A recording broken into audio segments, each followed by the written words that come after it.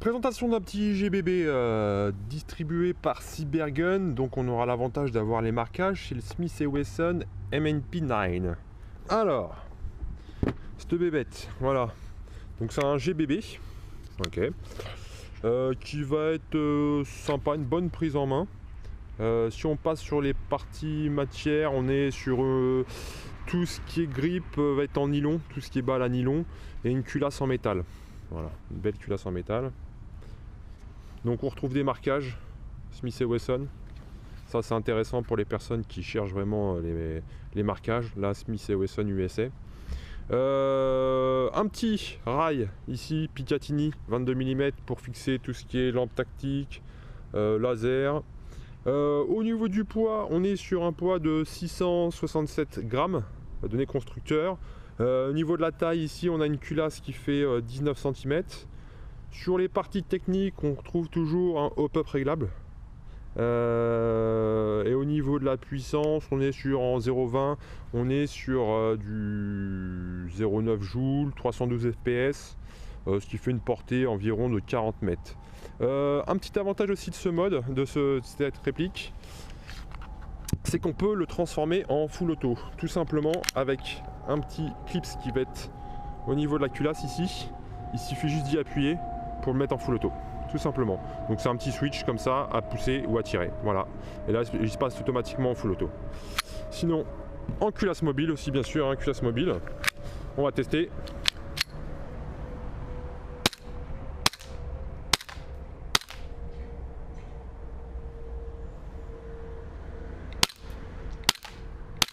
Voilà, donc on va passer, donc comme je vous avais dit, données constructeur 312 fps, on va passer au mode chronie pour voir, pour mesurer cette vitesse. Nous voilà au test chronie. Donc toujours chargé, donc dedans c'est du gaz HK, donc un peu gras, et débit 0,20. Alors, on va voir si c'est régulier. Premier shoot 249,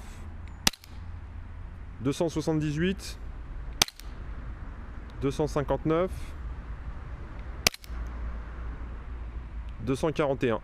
Voilà, donc on est, en plus là il fait un petit peu froid, il doit faire 10-15 degrés dehors, donc ce qui est des valeurs qui sont pas trop mauvaises. Donc on va essayer le mode full auto.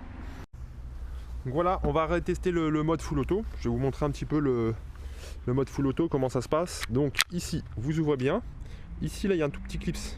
Donc là hop, vous le descendez et là vous pouvez passer automatiquement en full auto. On va passer au test.